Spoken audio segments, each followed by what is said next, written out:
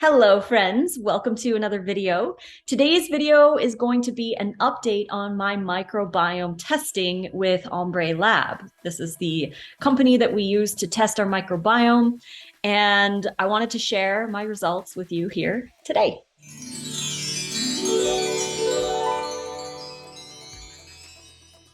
Welcome back. Thank you so much for joining me here today. We're going to be going over my Ombre Lab microbiome score and also talking a little bit about the kit and the importance of microbiome testing, that kind of thing. But before we begin, don't forget we've got 40% off any or all of our raw vegan recipe ebooks, from burgers and meal plans and salads and smoothies and tacos and all kinds of fun stuff. Check it out. The link is in my description box below, and the code to get 40% off is raw food 40. So go check that out if you want to add more raw food to your diet, more variety to help build your microbiome. So back in December of 2021, it was December 30th, was the very first gut test that I did. So it's been almost a year now. Right now it's mid-October-ish. And we just got our second test back we did in September. So 9 months of working on my microbiome has changed my score, which I'm very happy about. But I wanted to go over the kit itself. So these are new kits. They were running a 40% off sale. So we just bought new kits. You can buy the kits and you can wait on them. I think they said it was about 2 years. Like you can use them within 2 years or longer, I guess. But so if there's a sale on Ombre Lab, pick it up, because if you want to do another test, then that's a great time to get it. So you have to activate your kit. Number one, activate your kit. Each kit is going to have like a little code. So you're going to want to activate it on the website, because if you don't activate it when they get your test, they're not going to know whose it is. So you're definitely going to want to do that. They're so super easy. So when you open it up, this is basically the mailer. It's got a little thing on there to mail, and it's really super simple. So this here is, again, your code. You're going to want to make sure that you activate your kit.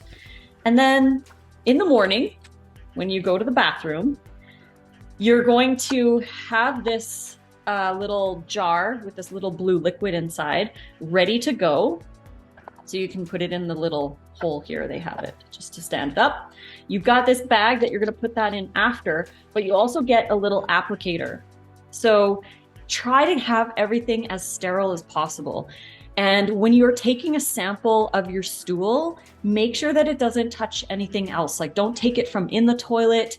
I personally, I know it's TMI, but we're talking poop here. So I like to take a little piece of it and try to get a chunk from the inside, from the middle, so it hasn't touched the Kleenex or whatever. I try to keep it as sterile as possible because that will affect your score. So if you're getting it from the toilet, that might not be the best results. So you want to make sure that you get as clean as possible. So there's 2 sticks in here. When you take your poo in the morning, you take about a rice-sized sample of your stool with using this, and then you put this Q-tip in here with your rice size sample, and then you swish it around with the applicator for about 20 seconds. It'll kind of get foamy and frothy, and then once you're done that, put the lid on and shake it for 5 seconds. Shake it really good so you get like all the liquid and frothy all over through it. Then you're going to put it in this little bag, and you put it all together, close it up, and then there's like a little sticker here. You seal it up, and then you put it in the mailbox or drop it off at the mail place. Then in about, I'd say, I don't know, maybe a week or so, you'll get an email letting you know that they got your test. And then after that, it's normally about a week or so, maybe a week and a half, and then you'll get your test results. So you'll get 2 emails from Ombre after you mail your test kit. And I'm going to share my screen right here so that you guys can see what my test results were. So here we go. This is the first test that I did. I did this December 30th, 2021, and my test result was 83%. That's an overall score. My diversity score was 95%. And this is my second test, which was done mid-September 2022. So just 9 months later. and my score has increased by 8%. So I'm really happy to have an increase in my digestion score. So there's all kinds of things that you can see on the website. There's like premium, you pay an extra $10 and you can see all kinds of different things. But what I really wanted to share with you here specifically is the foods. I got a list of foods to consume, which you can see here, recommended and avoid. On a side note, I don't like that they use the word avoid because it's not eliminate. It just means to eat a little bit less of them, not to eliminate them out of your diet. Just don't eat them as much. And then the recommended ones, you want to strive to be eating these nearly every day if you can. The more you repeat eating these, the stronger your gut will grow. If you're just including them maybe once a week or a couple times a month, it's not going to have the same effect on your microbiome score as adding them daily or near daily, like every second day or whatever. So these are the same 5 foods that I got the first round. So I'm going to keep going, keep eating these and keep growing. There really is no end goal with growing the microbiome. You're constantly going to be growing it. And I have changed how I eat slightly, as I've mentioned in other videos, by adding these foods daily into my diet. And it's been 9 months and I increased it by 8%. So I don't know how the next 9 months will look. Of course, I will update you guys on that. But I got same foods as last time in my suggested foods. So Jerusalem artichoke, this was in first place last time. Now it's second place. Asparagus has taken first place. So I am going to be eating a lot more asparagus in my foods. I will buy big bunches of asparagus and chop them up and freeze them. And then I'll just add a little bit of those to my raw soups, my raw chilies. I throw them in burgers. I just try to add a little bit here and there as often as I possibly can. It's about every second day, every third day, I will add some asparagus. Sometimes it's every day. But Jerusalem artichoke used to be in first place. Now it's in second place. And we just bought a huge case of Jerusalem artichoke, or sunchoke is another name it goes by, in LA when we were there with John Kohler. And we still have about half the case left. They last really well in the fridge. And we are also going to chop them up and freeze them too, so that we can use those as well in raw soups and raw chilies. We add them to a dressing, like we'll add like one little artichoke into a dressing, that kind of thing. Chicory. So this would be things like endive, frisee lettuce, radicchio, anything in the endive chicory family is really great. You can also get chicory root that you could add to, or make a tea with, or grind up and add to dressing, that kind of thing. So chicory is another one of those. Wild garlic. It's really hard to find wild garlic. I found a couple here and there, normally at farmers markets, but I just increased my garlic.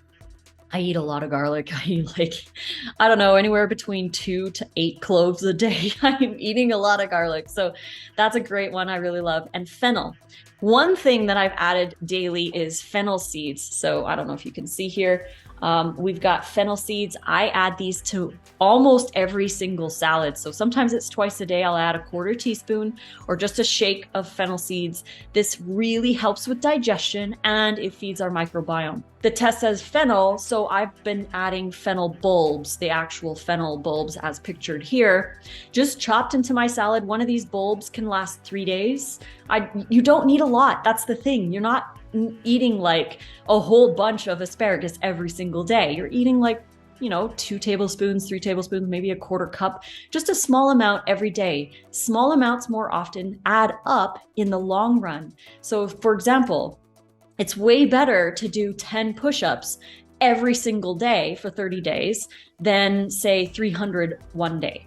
It's so much better. You're building the routine, you're building the microbiome, you're building your muscles as you're going. So it's so much more beneficial to add smaller amounts more often than huge amounts once in a while.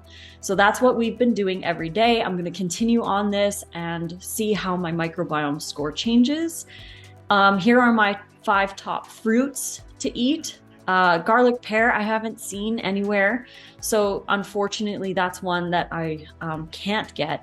But last time on my test results, I was suggested to eat pears and Asian pears. So I've been eating a lot more red pears, Asian pears, that kind of thing. But dragon fruit, has been a new addition to my diet, especially over the last month or so, where they were quite a bit more abundant.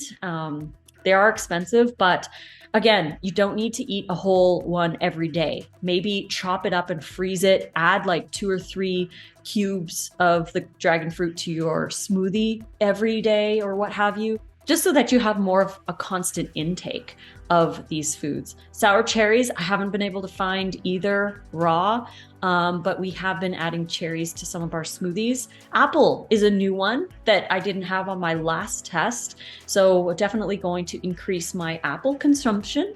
And apricot, I got this one last time as well. Apricot, so delicious, especially in my raw soups. I like to add apricots. So lentil here we've got, I don't do beans unless they're sprouted. So eating a lot of sprouted lentils helps as well. Sunflower seeds, walnuts, black sesame, and regular sesame. Those ones are all part of my diet as well. And I don't do the grains. So yeah, chives here. Chives is one that we get regularly as well that we've been adding. Fennel seeds, as you can see. Dandelion is another one that has been suggested to me. We've been doing dandelion greens more often. We've been getting those at Whole Foods. Sichuan pepper, those ones we grind up with our black pepper so that we add that to our salads all the time. And allspice I've been adding to things as well. It's really great in anything dill. It really helps to enhance dill flavors. So this is really what I wanted to share with you to show how certain foods can really help. And I'll just go here for the avoid just to show you again, it doesn't mean eliminate completely. It just means eat less of. So I obviously don't eat any squash, so I'm good there. I don't have to worry about that. And again, remember, it's not about eliminating. So we still eat pineapple and we still eat kiwi fruit. We just eat them a lot less than we used to. And the reason is not because these foods are bad. I don't want people to think that this avoid tab means bad. It just means that you, if this is appearing for you, you already have adequate amounts or maybe too much of certain bacteria that thrive on these foods, and you have smaller quantities of bacteria that thrive on these kinds of foods. So you want to eat more of the recommended and less of the avoid, but don't eliminate. It doesn't mean that they're bad foods. It just means that you already have too many bacteria that enjoy these types of foods. So you want to eat less to balance out the bacteria. And that's another part in the test. You are also going to get to see your balance of bacteria and how that will change over time as you eat more of certain foods and less of other foods, and more variety in general of foods is really going to change your microbiome.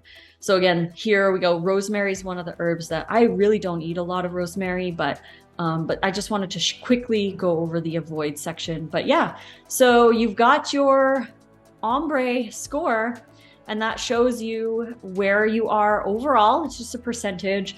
But again, you can go into things like the premium, and then you can go into your score. You can watch the trend, like you can see here, the trend of the different tests that you take and the different bacteria. You can click on bacteria levels, and this shows you kind of like the healthy average and what have you. And again, the science is always changing with the microbiome stuff because it's fairly new. So you don't want to put all your weight into a microbiome test, but it's a really great tool to use to change a little bit about how you're eating. So you can just scroll through here and see what's in healthy ranges. You can even click on here, learn more, and it'll tell you about the bacteria. And then you can even do Google searches and see what foods help with Bacteria bacteria.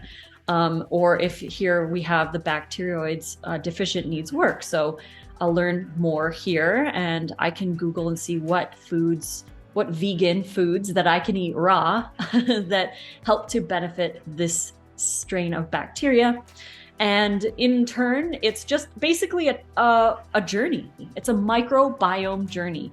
And we're always shifting and changing, and our microbiome is shifting and changing. And it's not just diet that changes our microbiome as well. Our exercise, our sleep, our stress, all of those things play into our microbiome score as well. So increasing your exercise, getting better sleep, avoiding, environmental toxins to the best of your ability will really help as well. Antibiotic use, again, that's going to change your microbiome score too. But it's just really fun. I really love Ombre.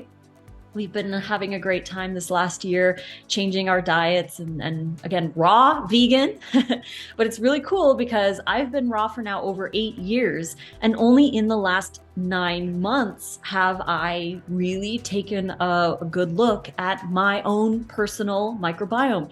We all have different microbiomes. Every single one of them is different, just like our fingerprints. Each one of us has a different fingerprint, so each one of us has a different gut microbiome. And our microbiome is 99.5% of our genetics. They thrive on fiber, so their food is fiber, and they provide us most of our genes.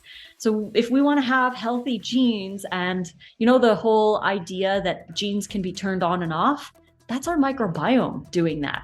So we got to really take care of our microbiome and work with it instead of against it. And when you see those recommended foods, if you do end up doing an Ombre test, the certain foods that you see, add them slowly at start. So when I started eating the sunchokes, for example, I started with a tablespoon grated in my salads, just to not overwhelm my microbiome, because you can easily overwhelm your microbiome by eating way too many of certain foods that you might not be used to yet, but you can build up to eating more of certain foods. But I like to have small amounts of many things, instead of giant amounts of just a few things, because variety is really important as well. We want to have a wide range of variety in our microbiome. We want biodiversity. We value biodiversity in our forests.